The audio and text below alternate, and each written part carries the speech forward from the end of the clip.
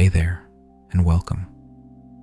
I'm really glad you're here tonight because we're starting something new, an adventure that's bold, gritty, and full of shadowed corners. This is Chapter 1 of Robin Hood, Prince of Thieves, and it opens in the darkest of places, where survival is a matter of will and honor clings to life like a thread. It's a powerful beginning, and trust me, it doesn't hold back. Let's settle in and see where this new road takes us. Chapter 1. Darkness fell across the desert like a hawk upon its prey, and the sinking sun splashed blood across the clouds. Shadows lengthened as light fled the land and night closed in around Jerusalem.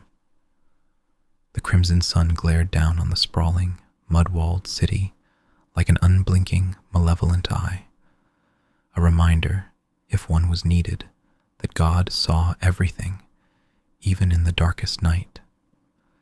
An ancient, withered figure, clothed in black, studied the sun from an open-mouthed minaret and raised his voice in the howling, haunting Moslem call to prayer.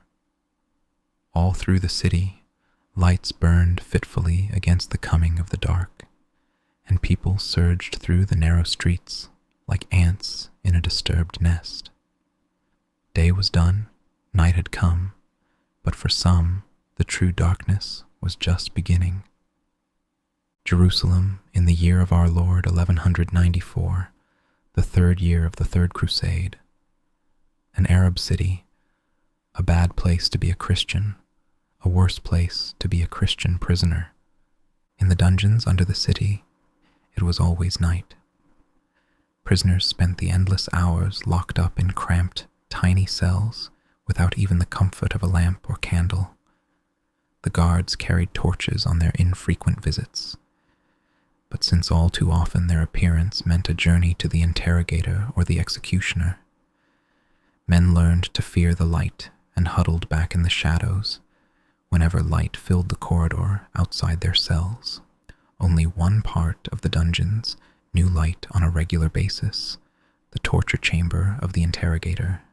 The torture chamber was a humid, oppressive place with a low roof, soot-blackened by the huge iron furnace that dominated the far end of the room. Long iron spikes and barbed steel hooks, AD blades protruded from its glowing crimson maw, ever ready for use. The room was stiflingly hot, and water ran down the pitted stone walls in sudden darting streams. A few of the prisoners chained to the wall by the door tried to lap at the water in their thirst, but it was unbearably bitter. Just another torture, more subtle than most. Rats scuttled across the floor, and the prisoners, awaiting the interrogator's attention, watched them with avid, hungry eyes. The rats kept their distance for the most part, but occasionally one would dart in to gnaw at a foot or an ankle that hadn't moved in a while. The prisoners sat listlessly together on the bare stone floor, heads bowed as much as the looped chain round their necks would allow. Sweat ran freely down their faces, as much from fear as from the heat. They sat in silence, the time for pleas or bargains long past. Whatever they eventually said would be decided by the interrogator. No one would come to help. No one cared what happened to them. They were scum, the lowest of the low, cutthroats and petty criminals, politicians with powerful enemies, or perhaps just someone who happened to be in the wrong place at the wrong time, or worshipped the wrong god. All were equal now, in the eyes of the interrogator. Among the 20 or so dark faces, 2 paler faces gleamed dully in the flickering light. White men, infidels, the most hated and despised of all. Their clothes were rags, and their skin showed the filth and abuse of long imprisonment. But something in the way they held themselves set them apart from their fellow prisoners. Something that in another place and time might almost have been nobility. Robin of Locksley and Peter Dubois had come to the east on a glorious quest to reclaim the Holy Lands for Christendom. They lost their ideals on the endless bloody battlegrounds, where there was precious little honor or chivalry to be found, and damn all glory for the quick or the dead. And finally, their luck ran out, as it had for so many others, and they were taken prisoner. 74 Englishmen had been captured that day, and were dragged in chains through the streets of Jerusalem. The populace jeered and laughed, poked them with sticks and daggers, and threw stones at them. By the time they reached the dungeons under Jerusalem, 7 men had died. In the hellish weeks and months that followed, the dwindling number of survivors often wondered if those 7 men had been the lucky ones. 5 years passed, and the Englishmen died, one by one. They died from beatings and torture and starvation, or simply through neglect. A few lost all hope and faith in the never-ending dark and took their own lives. Robin of Locksley and Peter Dubois did not die. They bent beneath the pain and despair, but did not break. And as steel grows stronger through the tempering heat and blows, so they grew harder and more stubborn, and watched and waited for a chance to escape. Or if not that, a chance to take revenge for what had been done to them and their friends. Robin of Locksley was tall and wiry, held together with long strings of muscle and a grim intensity that pulled his face into a lowering scowl. He might have been handsome once, but gnawing hunger kept his features painfully gaunt, and any softness in his face or eyes had vanished long ago. He sat quietly, ignoring the heat and discomfort, his eyes following the interrogator's every move. There was always the chance the man would grow careless or overconfident and come just that one step too close. And then Robin would wrap his chains around the interrogator's throat, put his knee in the man's back, and do what he had dreamed of for so many days and nights. The guards would kill him, of course, but it would be worth it. It would never happen. The interrogator was too professional, too experienced to make such a foolish mistake. Robin sighed silently, closed his eyes, and saw England, the wide open fields and sprawling acres of woodland.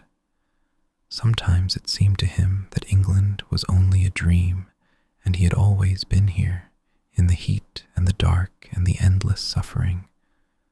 But despite everything, he would not give up his memories of England. They gave him strength and the will to go on. As long as England was out there, somewhere, free and beautiful and untainted by blood and death, he could go on. Peter coughed harshly beside him, and Robin looked at him worriedly. Beneath the dirt and rags, Peter Dubois was little more than skin and bone, held together only by hatred for his captors and a stubborn refusal to die. Peter had been a giant of a man in his day, a warrior and adventurer who fought and laughed and loved with equal bravado. There was little of that man left in the living skeleton at Robin's side, but sometimes his ghost moved briefly in Peter's eyes. Robin looked away, anger and despair churning within him, and his gaze fell upon a broad-shouldered Moor chained to the wall opposite him. His muscular frame suggested he hadn't been a prisoner long, and his eyes burned with a fierce stoicism that impressed Robin despite himself. He tried to sit up a little straighter and met the Moor's eyes with his own level gaze. Neither of them spoke. There was nothing to say. What had brought them here no longer mattered, and they both knew what the future held. Light flared up briefly against the gloom as one of the interrogator's assistants opened the furnace door a little to pull out a glowing steel blade The red-hot metal steamed gently in the humid air, and Robin's flesh crawled at the sight of it. The assistant spat on the blade and watched, absorbed, as the spittle hissed and danced on the heated metal. The interrogator had 2 assistants, but Robin could never tell them apart. They were both short, squat, heavily muscled men with constant broad grins and eager eyes. They moved for the most part with a ponderous inevitability that was subtly intimidating and took no notice of threats or pleas or bargains. The one at the furnace thrust the glowing blade back into the coals and smiled widely at the watching prisoners. He looked them over slowly, taking his time, and Robin fought not to shrink back as the man's gaze dwelled on him for a moment. Finally, the assistant gestured at a scrawny, rat-faced prisoner farther down the line, and the other assistant strode unhurriedly over to unlock the prisoner's manacles and drag him out of line. The rat-faced Arab shrieked and jabbered at the assistant as he dragged him effortlessly over to a sturdy wooden block before the furnace, his voice rising in a frantic wail as his pleas went unheeded. Robin looked at the wooden block, spattered with old, dark bloodstains, and swallowed dryly. Men without number had lost their hands or their heads on that block.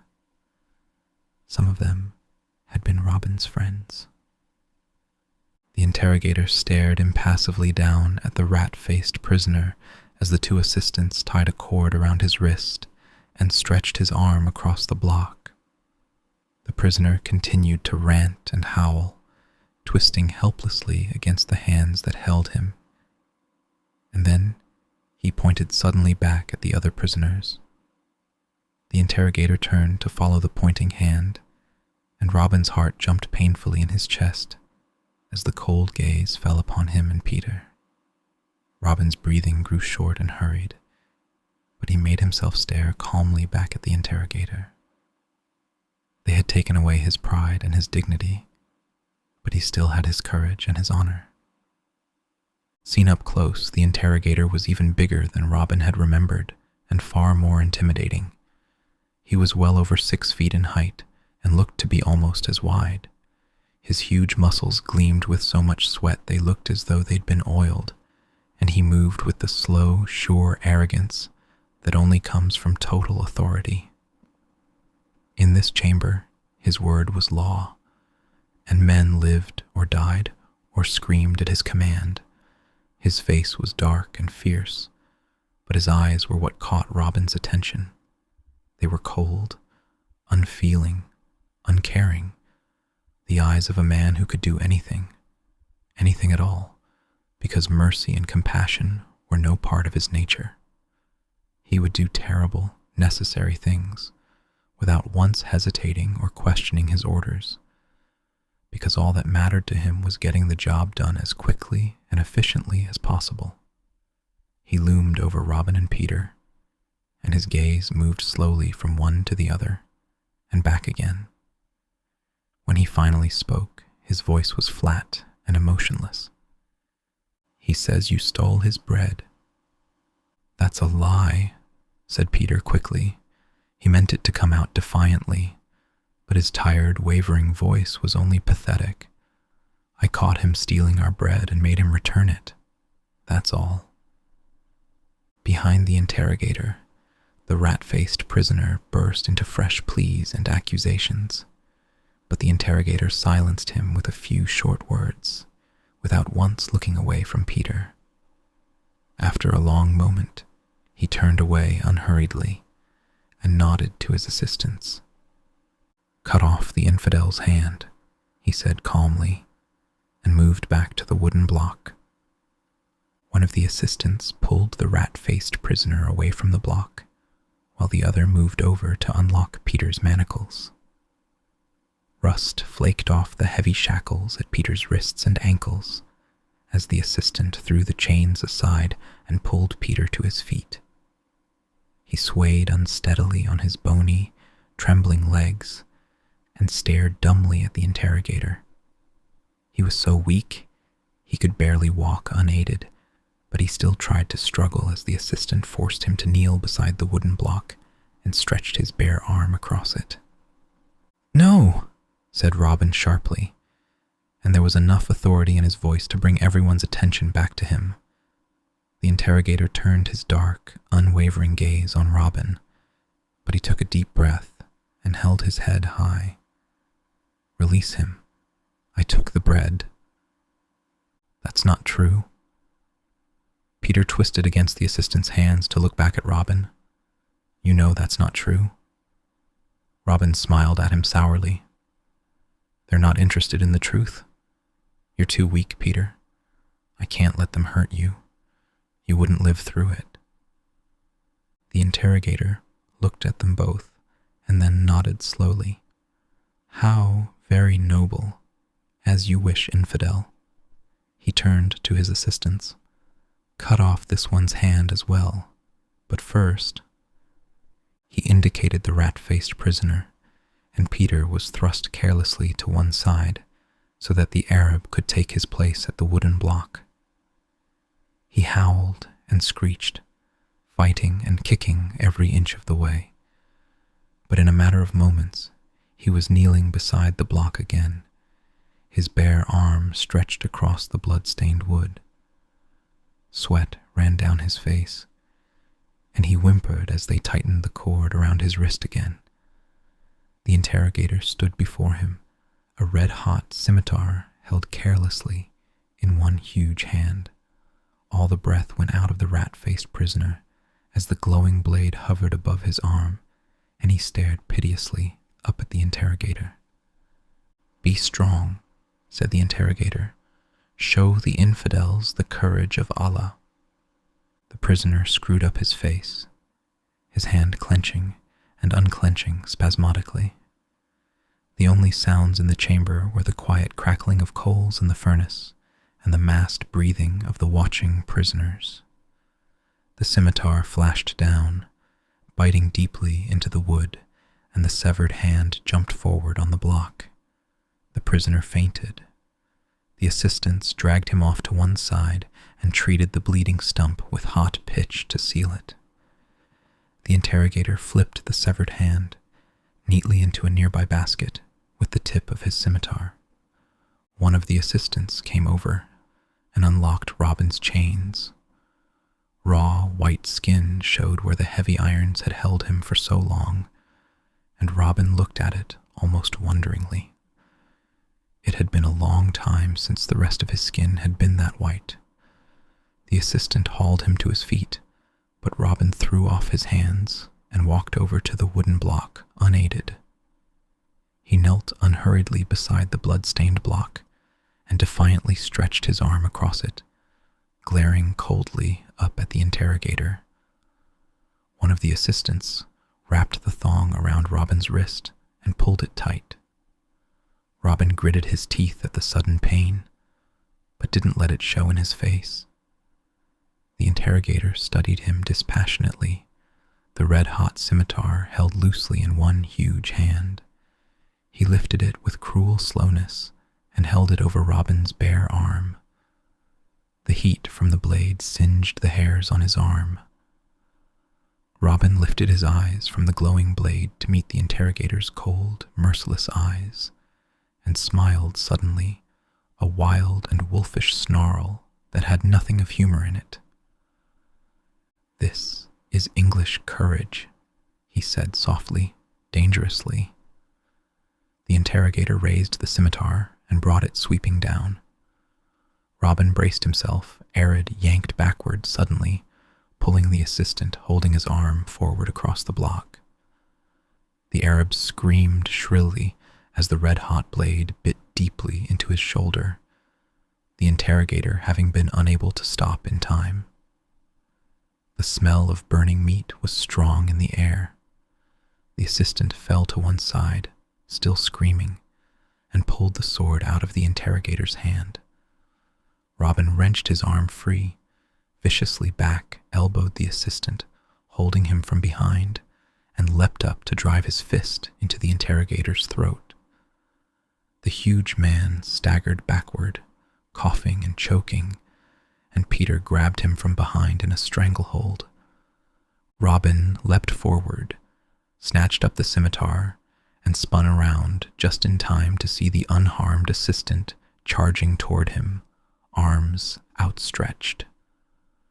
Robin stepped forward in a perfect thrust and lunge, and the assistant impaled himself on the glowing blade. Robin pulled the sword free, and the assistant crumpled limply to the floor, as though only the blade had been holding him up. The other assistant stirred painfully behind the block and groped for the long knife at his belt. Robin stepped over to him and kicked hard between wind and water, and the man stopped moving. The interrogator staggered backward, clawing desperately at Peter's arm round his throat, cutting off his air. Peter's weight was nothing next to the interrogator's, but hatred and the unexpected chance for revenge had given him new strength. The interrogator's eyes bulged as his lungs screamed for air, but he still had his wits about him. He realized how close to the furnace they were, and launched himself backward toward it, intending to crush Peter against the heated metal. Peter glanced behind him, and at the last moment spun on his heel and threw the interrogator forward. The man's own weight slammed him against the furnace, and he screamed in pain and shock as the hot metal burned his flesh. Peter took a handful of the man's hair and drove the interrogator's head against the furnace door again and again. The interrogator buckled at the knees, and Peter thrust the man's head into the furnace opening, slamming the door against his neck to hold him there. Horrid screams rang from inside the furnace, but Peter hung on grimly. He grinned broadly, his eyes dancing. "That's for 5 years of hell, you bastard," he said softly. Robin started toward Peter and then whirled around as a voice from behind him suddenly called a warning. An Arab guard stood before him, a massive axe swinging in a vicious arc toward Robin's head. Robin ducked at the last moment, and the wind of the axe's passing ruffled his hair. The guard quickly recovered his balance and pulled back his axe to strike again. Robin feinted at him with the glowing scimitar, and then chopped sideways, putting all his strength behind the blow. The sword sheared clean through the axe's handle, the impact of the blow tearing the two pieces from the guard's grasp. The Arab stared stupidly at his empty hands, and Robin ran him through. He looked down at the dead man and scowled. If one guard had heard the commotion and come to investigate, then others must have heard as well, and were undoubtedly already on their way. Robin looked across at the prisoner, who'd shouted the warning to him and saved his life. It was the Moor he'd traded glances with earlier. Tall and heavily muscled, he had dark skin covered with intricate tattoos. Even his shaved head was ornamented with them. He was an imposing figure, with an air of quiet strength that didn't only come from his broad frame. Robin approached the Moor and looked at him thoughtfully. "You speak English," he said finally. "The king's own." The Moor's voice was deep and calm and barely accented. "Set me free." Robin raised an eyebrow, and the Moor stared steadily at him. "For pity's sake, Englishman, mine is a sentence of death." "Don't trust him," said Peter sharply. He moved unsteadily over to stand by Robin, his starved frame trembling as much from hate and anger as from the exertions of his struggle with the interrogator. "The man's a heathen, one of the ungodly vermin who've kept us here all these years." "He saved my life," said Robin. Peter sniffed. For his own reasons, no doubt. They all looked round sharply as the sound of raised voices and running feet came clearly to them from the corridor outside. Robin slammed the door shut and looked about him for something to use as a barricade. The Moor smiled slightly. "Free me, and I'll show you a way out." "Why should we trust you?" asked Robin flatly. "Because if you don't, you are dead men." Robin looked at Peter. "He's got a point." The running feet drew nearer, and the door burst open as a guard charged in. Robin cut him down with a single, well-judged stroke and smiled at the Moor. "A good point. One moment, if you please." He bent over the nearest assistant and grabbed the keys from his belt. It was only the work of a few moments to find the key that fit the Moor's chains and free him. Robin threw the manacles aside and glanced quickly at the open door. The running footsteps were very near. "They'll be here any minute. Show us the way out, friend."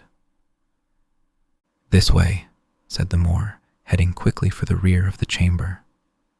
Robin looked at the blank stone wall behind the furnace, then shrugged, tossed the keys to the other prisoners, and hurried after the Moor with Peter at his side, leaning heavily on his arm for support.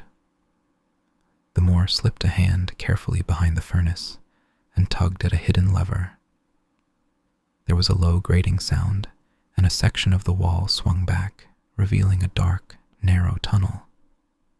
Robin wondered briefly how the Moor had known about the hidden exit, but quickly decided the matter could wait till another time. He grabbed a flaring torch from a wall bracket, and he and Peter followed the Moor into the tunnel. The door swung shut behind them, and darkness closed in around the narrow pool of light. Robin shivered suddenly, and the torchlight danced. It was cold in the tunnel after the sweating heat of the torture chamber. He could hear guards clashing with the unchained prisoners on the other side of the wall, and grinned devilishly. A hand closed suddenly on his arm, and he jumped, startled. The Moor smiled and took the torch from him. "We must hurry," he said quietly. "It won't take them long to discover where we've gone." "Where are we going?" asked Peter suspiciously. The Moor's gleaming white teeth flashed briefly again in the gloom. "To the one place in Jerusalem that is even worse than the dungeons, my friend. The sewers."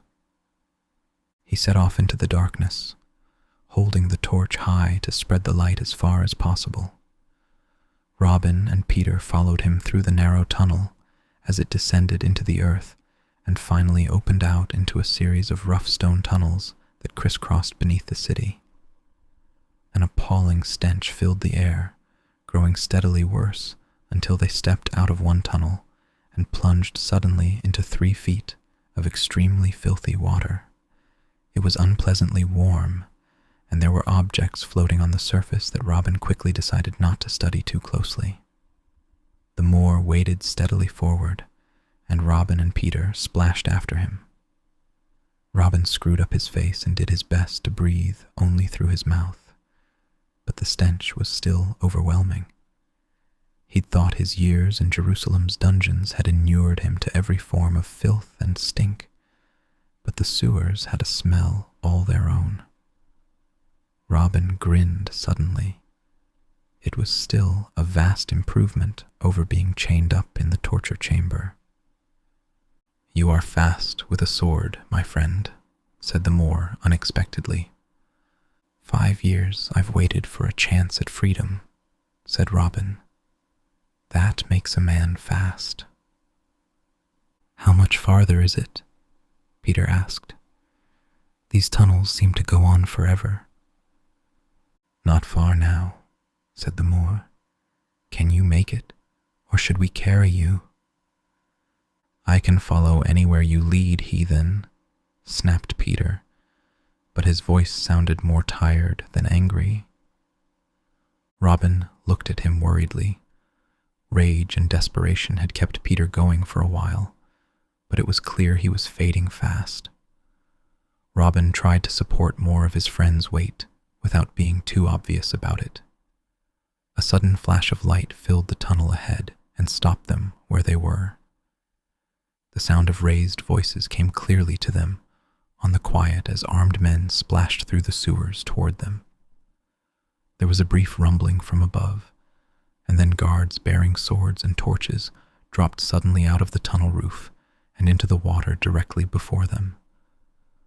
The Moor glared quickly about him and then plunged into a side tunnel. Robin and Peter hurried after him. "Let us hope you can be as fast with your feet as you were with a sword, my friends," said the Moor breathlessly, "or I fear our new friendship is fated for a swift and premature end." Robin slogged through the waist-deep water after the Moor, half dragging and half carrying Peter with him. He hoped the Moor had some idea of where he was going. Robin was so turned around, he hadn't a clue where he was, but he trusted the Moor this far, so he might as well carry on trusting him. He smiled sourly. It wasn't as though he had much choice in the matter. The guards were catching up fast, even though the weight of their armor was slowing them down in the deep water. Robin glanced back over his shoulder, panting from his exertions, and cursed breathlessly as he saw half a dozen archers fitting arrows to their bows. He plunged on, trying to urge more speed out of Peter. Blazing arrows began splashing down around them, trailing clouds of thick, choking smoke. "Poison air," snapped the Moor, without looking back. "Hold your breath." Robin put a handful of rags to his mouth and breathed through that. He'd seen the Arabs use such tactics before in battle and knew how deadly the poisoned smoke could be. Already Peter was coughing harshly again, despite the rags at his mouth. Somehow they struggled on, splashing heavily through the filthy water, with the guards constantly closing the gap between them. The flaring torch illuminated walls crawling with slime, and the low-roofed tunnel seemed to stretch away forever. Peter suddenly stumbled and fell, almost dragging Robin down with him. The Moor stopped and turned back as Robin struggled to lift Peter out of the water. A guard appeared out of nowhere and cut at Robin with his sword. He just managed to parry the blow, but had to let go of Peter to do it. Peter lashed out with his fist, catching the guard by surprise, but he hadn't enough strength for another blow. The guard thrust his blazing torch at Peter's face, and he couldn't get his hands up in time to protect himself. A dark hand shot out and closed on the guard's arm, bringing the torch to a halt inches from Peter's face. The Moor squeezed hard, and the torch fell from the guard's numbed hand. The guard lifted his sword, and the Moor's hand shot up and closed around his throat. Dark arm muscles swelled, and there was a dull crack as the guard's neck broke. The Moor threw the body aside and hauled Peter to his feet. "Thanks," said Peter hoarsely. "It seems I misjudged you." "Save your breath," said the Moor, not unkindly. The three of them plunged on into the darkness, cries from the pursuing guards echoing loudly in the cramped confines of the tunnel. The Moor darted suddenly to one side and into an opening so narrow he had to turn sideways to enter, and Robin and Peter followed in single file. The tunnel quickly opened out to form the bottom of a tall air shaft. The Moor held up his torch, but its light couldn't reach the top of the shaft. Robin stared up into the gloom and felt a breath of fresh air caress his face, smelling pure as the sweetest rose. The Moor started up the shaft, using jutting bricks in the shaft's walls like the rungs of a ladder. Peter watched him climb and shook his head slowly. "I don't think I can do that, Robin." "Try," said Robin. "We haven't come this far to give up now." He pushed Peter ahead of him and got him started up the shaft. He glanced back down the side tunnel. The pursuing guards sounded very close. He scrambled up the shaft after Peter, encouraging him with heartening words and the occasional push. The climb was long and arduous, and Robin's muscles began to shake from the strain of it. The only thing that kept him going was the knowledge that it had to be even worse for Peter, and he hadn't complained once. The stonework was slimy and slippery, and the bricks weren't as secure as they might have been. Once a brick was torn out of the wall under Robin's weight, and he was left hanging by one hand over the long drop. He could hear the falling brick clattering away down the shaft, the sound growing fainter and fainter until it finally disappeared. He took a deep breath and let it go slowly. It didn't calm him as much as he'd hoped, but every little bit helped. He found another foothold and began to climb again. The air slowly grew fresher. Robin finally reached the top of the shaft and found Peter and the Moor straining against a heavy iron grating that capped the shaft. Robin squeezed in beside them, put his shoulder against the grating, and heaved upward. It shifted slightly, and then settled again. The smell of fresh air was tantalizingly close. Robin and the Moor heaved again, muscles straining. There was a slow rasp of metal on metal, and the grating finally tore free. Robin slid it carefully to one side, pulled himself up another step, and then cautiously raised his head through the opening. It was night in the city, and Robin grinned broadly as he looked out on an empty street. He tensed as a roar of sound filled the night, and looked wildly about him before realizing it came from behind. He twisted round and just had time to duck back down into the shaft as a squad of mounted soldiers thundered right over him. Robin waited for the din to die down and for his heart to start beating sensibly again, and then stuck his head back out into the night. He looked quickly in all directions and slowly relaxed as he saw nothing but the empty street. He pulled himself out into the cool night air and then reached back in to help Peter out. The Moor emerged so gracefully he made it look easy and slid the grating back into place. Robin and Peter sat together in the street, breathing in great lungfuls of the fresh night air and leaning on each other for support. Robin flexed his aching arm muscles and studied the scimitar he'd somehow held onto through the escape. It was no longer glowing with heat, but it seemed a good enough blade. He looked slowly about him and realized they'd emerged just outside the prison wall. If nothing else, it proved the Moor was a damn good navigator. Robin rose slowly to his feet, determinedly ignoring his protesting muscles, and Peter rose groaning to stand beside him. The Moor had been on his feet all the time and was staring warily about him into the gloom by the light of his guttering torch. Robin grinned at Peter. "God willing, we may finally be safe." Peter smiled back at him, and then gasped suddenly in shock and horror. His smile stretched into a grimace, and he clutched desperately at Robin's arm.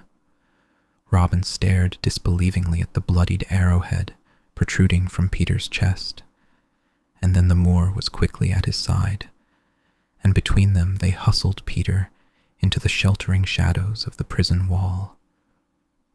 Robin put a tentative hand on the arrow's shaft sticking out of Peter's back, but he hissed with pain the moment Robin touched it. Robin snatched his hand away and looked desperately at the Moor. "There's no sign of the archer," said the Moor quietly. "He could be anywhere." "We can't stay here," said Robin. "Peter needs help." The Moor looked at Peter's wound and then raised his eyes to meet Robin's. He didn't say anything. He didn't have to. Shouts of alarm came to them from inside the prison, and the sound of soldiers approaching from some. Where? In the night. Robin slipped an arm around Peter's waist and steadied himself to take as much of his friend's weight as he could. "Hold onto my shoulder, Peter. We must hurry." Peter shook him off with an effort and leaned back against the prison wall. His face was ghastly pale, but his eyes were dark and knowing. "I'm not going anywhere, Robin. The wound is mortal. Leave me." He pushed himself away from the wall and stood stiffly on his own. "Our quest ends here. We can go no further together."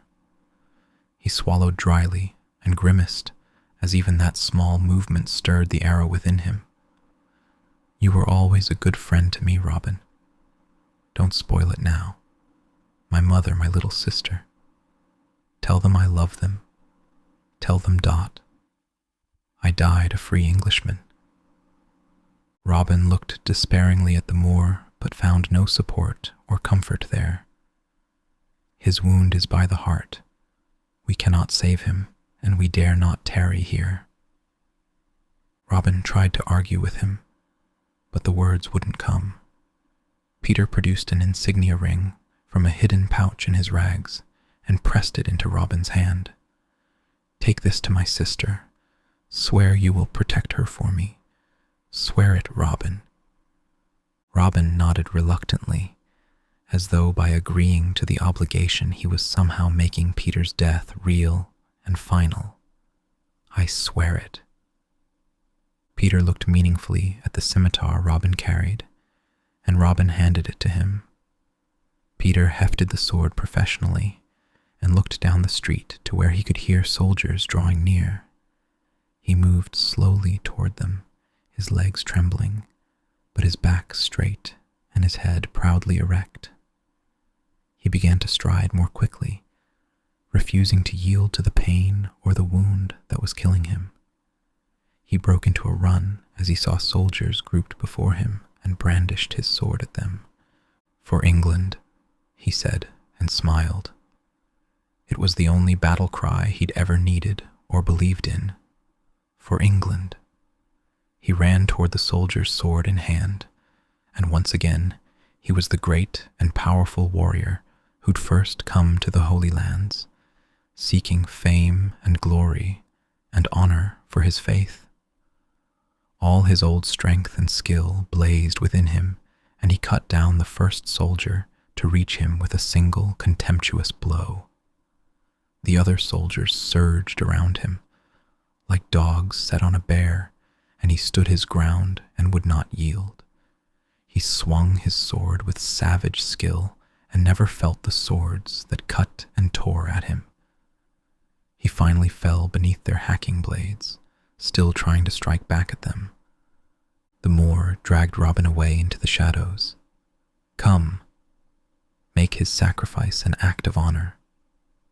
Robin snatched one last look at the soldiers swarming around Peter, and then he and the Moor disappeared into the night.